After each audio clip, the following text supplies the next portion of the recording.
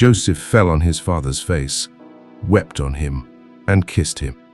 Joseph commanded his servants, the physicians, to embalm his father, and the physicians embalmed Israel. 40 days were used for him, for that is how many days it takes to embalm. The Egyptians wept for Israel for 70 days.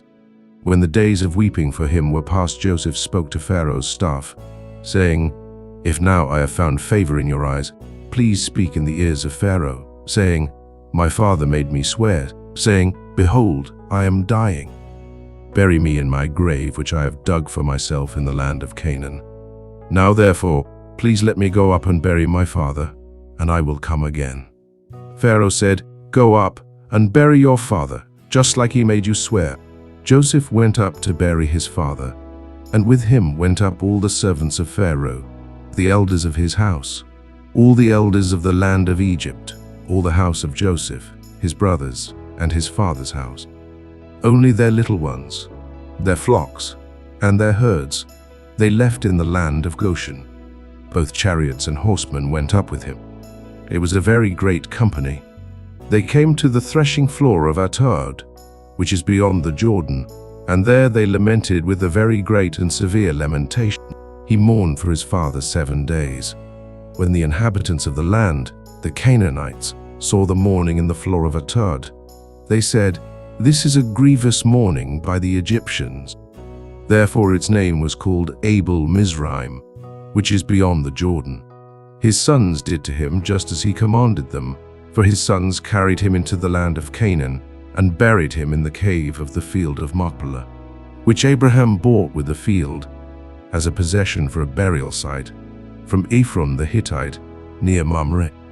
Joseph returned into Egypt, he and his brothers, and all that went up with him to bury his father after he had buried his father.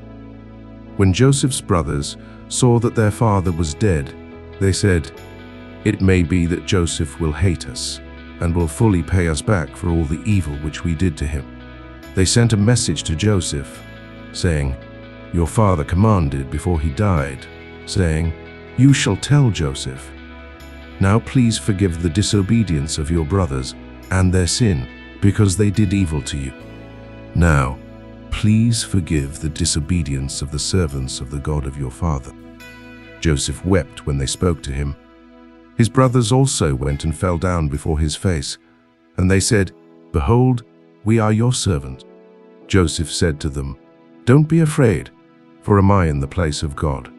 As for you, you meant evil against me, but God meant it for good, to save many people alive, as is happening today.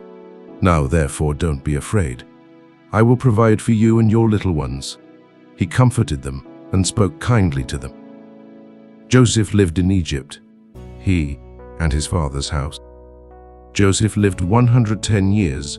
Joseph saw Ephraim's children to the 3rd generation. The children also of Machir, the son of Manasseh, were born on Joseph's knees. Joseph said to his brothers, "I am dying, but God will surely visit you and bring you up out of this land to the land which he swore to Abraham, to Isaac, and to Jacob." Joseph took an oath from the children of Israel, saying, "God will surely visit you, and you shall carry up my bones from here."